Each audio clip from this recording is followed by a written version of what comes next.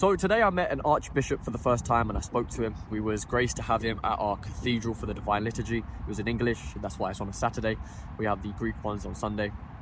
And it's a big blessing that we actually get an English Divine Liturgy. I know there's not many parishes that have that, so we're very blessed down here in London. And when I went up to him, the main topic I wanted to ask him about was humility. As this has been something that's on my mind for a long time. I'm really trying to understand it.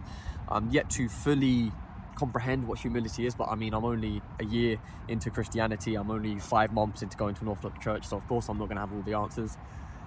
But what he said to me was quite interesting, because I was asking, how can we implement humility into our lives? Like, how can we let it manifest? And he said to me, you need to see yourself third. You see God first, you see the person in front of you second, and you see yourself third. And it's interesting because I thought to what I've learned from the world, the worldly teachings, and the world tells us to see ourselves as worthy. The world tells us to see ourselves almost better than we are. You know, if you want to get the riches, you want to get your dream life, you have to see yourself as above so you can attract the things that you want. And since becoming Christian, I just felt in my spirit that was wrong.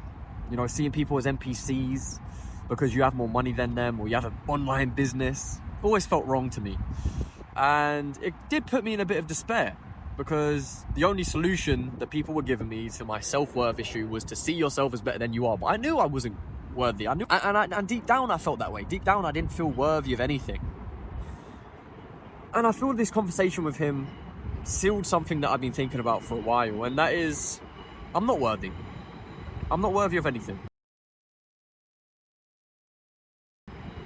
You know, I've been having these thoughts recently that if you walk into a room and you feel as if people are belittling you and making you seem less than you are, let it be. You know, if they want to see themselves as better than you, let it be.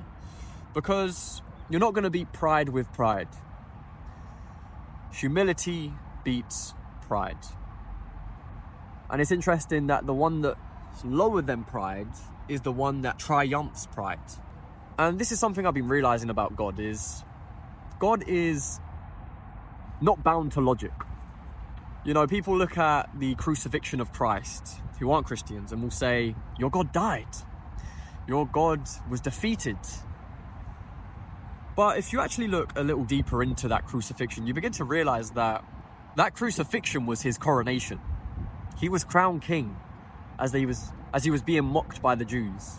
King of the Jews is what they put on his cross, but in fact they didn't realize they were actually coronating a king, Jesus Christ, our God. And it's quite beautiful coming to this realization, because it's made me realize that I don't need to listen to the world anymore. You know, the world will tell me the opposite of God. It will tell me to become more prideful, arrogant, and see yourself as better than others, and you will get the dream life you want. But as in the Our Father, it tells us, thy will be done on earth as it is in heaven. And that's the will we want to manifest as Christians. We don't want to manifest our will. As hard as it's going to be to let go of that, you know, I've had issues accepting that, I'll be honest, you know, being like, oh, but if I submit to the will of God, what if in that will isn't my desires, my family, or the house I want to live in, or the car? What if I live in poverty? And I guess that's fear of Satan, you know, seeping in and trying to deceive me. But as Christ says, you have to deny yourself daily, pick up your cross and follow him. And that fear of not getting what you desire is part of that. We have to let go of our desires, because to be a Christian, you have to have full trust in God. We have to trust in him fully. We have to trust in him with our lives. And, you know, in our human minds, we can often see things in a negative way, but we need to understand in God's infinite wisdom, what is bad for us may be the greatest thing for us in his eyes. And what we see as good for us may be the worst sinful thing in his eyes.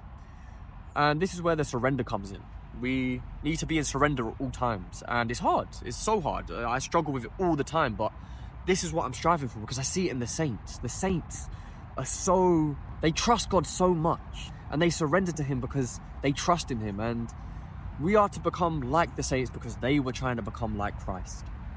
And as one of my videos recently came out, the Saint Gabriel, the Fool for Christ, has inspired me deeply for his humility, but also his courage. I didn't mention it in the video, but his courage to stand up to evil. You know, he almost lost his life standing up to communism while it was happening in Russia, but by the grace of God, he survived. And it makes me remember that God is in control. God is the one who decides when your life comes to an end. And not to ramble on, but that's another lesson I've been learning recently. I had a huge fear of death, especially uploading on YouTube. Satan started coming in and saying, oh, but who's going to get you, bro? What if you say the wrong thing and someone comes and attacks you? But the realization by the grace of God I came to was God is going to take my life at the perfect time because I trust in God to do that. And it's brought me a lot of peace. It's brought me a lot of peace to my mind and my heart, realizing that my death is in God's control, not the enemy's. But yeah, it was beautiful meeting the Archbishop for the first time, being able to talk to him, get his blessings, and yeah, glory to God. I hope you had a great Saturday and you're going to have a great Divine Liturgy tomorrow. May the peace of the Lord be with us always.